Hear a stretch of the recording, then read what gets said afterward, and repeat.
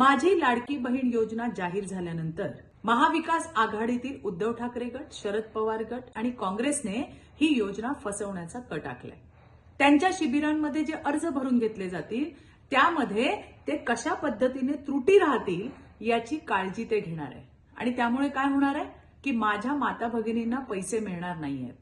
ही योजना आणि त्याचबरोबरीने महायुती सरकारला बदनाम करण्याचा त्यांचा हेतू आहे, त्यांचा डाव आहे.